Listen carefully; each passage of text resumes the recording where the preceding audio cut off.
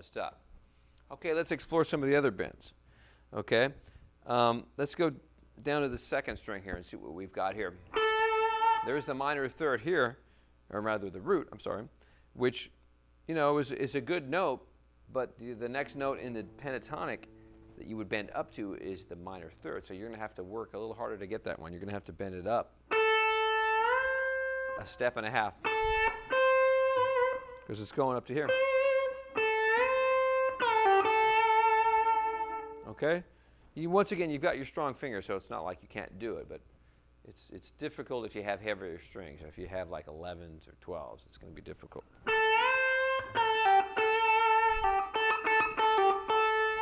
So what I have here is another variation of my blues pattern right here.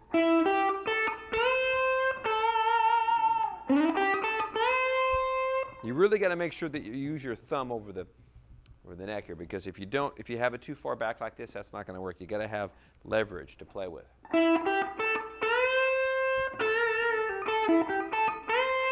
I don't know anyone that can bend very well with this fingering technique because you just don't have enough leverage to do it. So I really have to stress that you put your hand really firmly behind the neck. Okay, now you've got the easier ones are out of the way now. The ones we have left are mostly the hard ones. So let's take a look at those.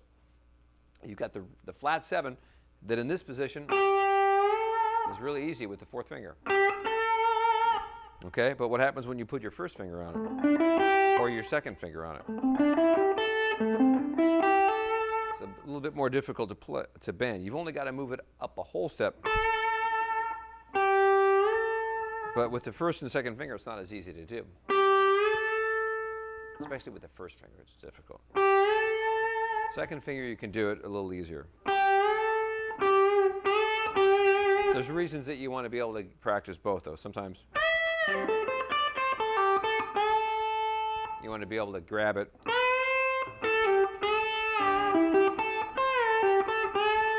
like that, where you just released another, and you're using your 2nd finger as kind of already committed. So other times you might play around it. Oops. You see how I shifted down to make my 2nd finger play it?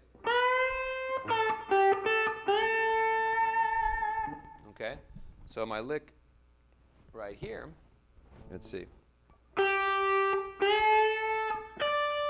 Oh, and I incorporated one more in that lick. The same version of that note, or that bend, occurring on the 8th fret. Basically the minor 3rd, moving up to the 4th.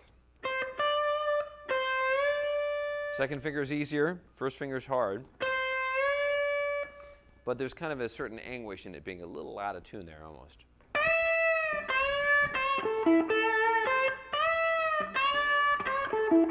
Or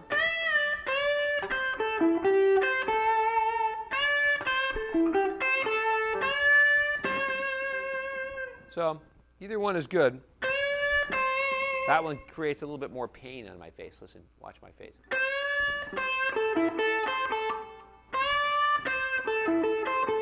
I'm a little happier with the 2nd finger.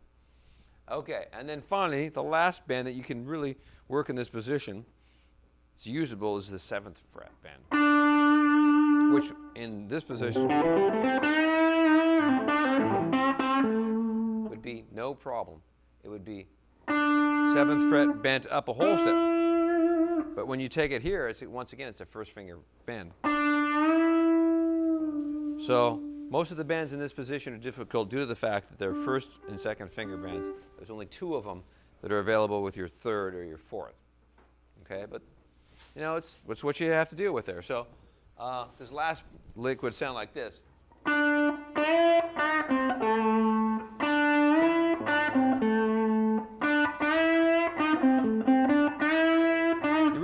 You really don't want to get your 2nd finger down there too much, because then you can't do anything with your 4th finger here. So I just pretty much use my 1st finger. Okay, so that's giving you some options there for some bends in this other position here in pattern 5. Okay. Well, you notice that I have this other pattern written right here. This is actually supposed to say pattern 1 right here.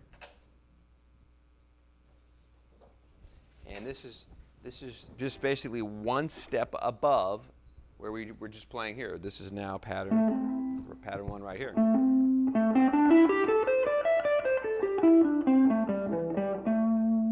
Okay, so it's the extension of this one. Now, that changes the fingering and it changes the positions of the bends a lot, but let's just make sure we have the pattern first before we start digging into that. Here we go. 2, 3, 4.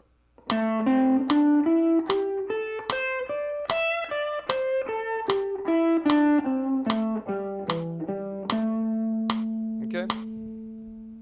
It's right around it's pattern 1, so it's this root shape, which originates from the original C shape, which would be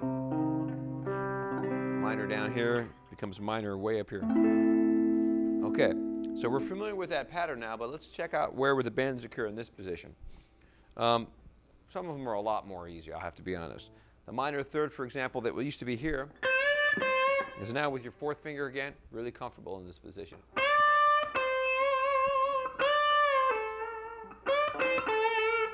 Right, if I were going to have to go, if I wanted to play that melody, I'd probably scoot up to here before I would play here. Okay. The G that you would play with your 2nd finger here is now comfortably with your 3rd finger here.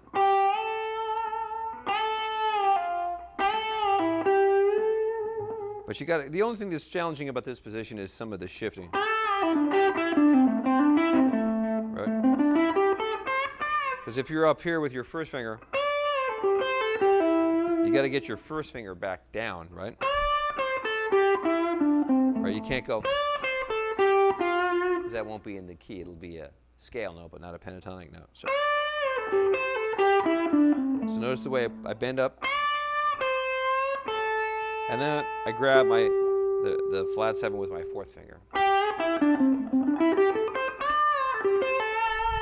And then the 5th of the key can be bent up to the minor 3rd, or the flat 7, by using a minor 3rd bend.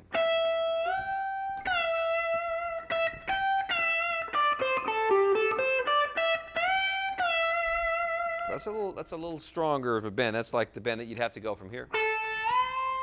Only you're now doing it on the E note, bent up to the G. So those are the most of the bends there. You get the flat 7 up to the root, the minor 3rd up to the 4th, the 5th up to the flat 7, right? And pretty much the notes that you would get to afterward or below aren't possible. You don't really do too much with this note, and you really don't bend down too much on the bottom strings. So that covers that position pretty well for the bends. Okay? So let's just finish off with a little blues jam, and you see if you can incorporate some of these bends now in the blues with me, okay? Here we go. I'm going to start off ripping one for you, and then you're going to rip one yourself. Okay, here we go. 3, 4.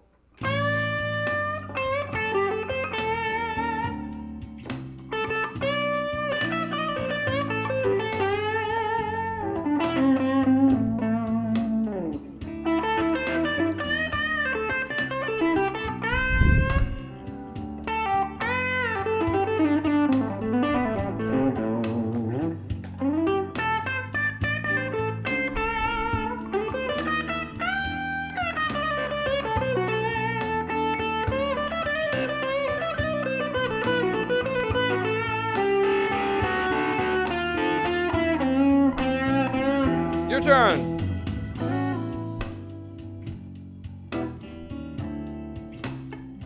All right, sounds good.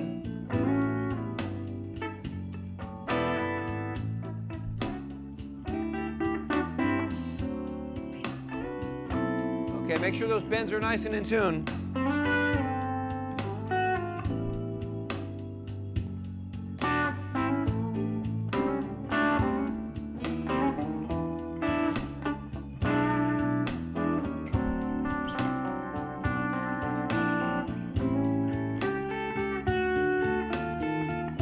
here we go. That first bend.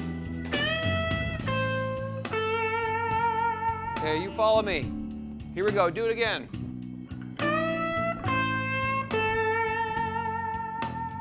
Excellent. Let's go to number 2.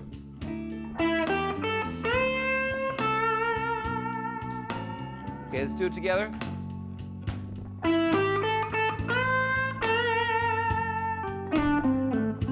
Okay, here's number 3.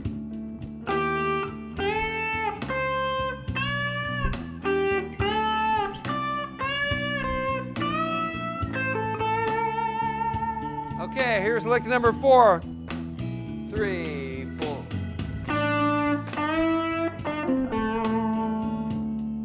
That sounds pretty good. Let's try that again.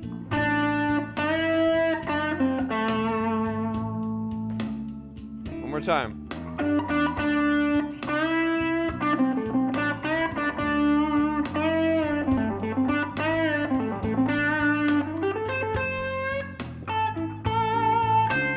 Okay, back to lick number 1.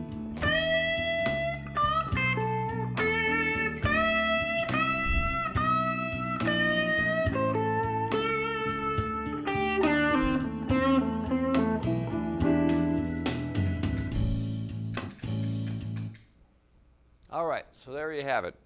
A lot of bends explored in patterns 5 and patterns 1, and a lot of work for you guys to get busy with. So I'll see you next lesson. Keep those bends in tune and keep them clean, and let's sound soulful next lesson, okay?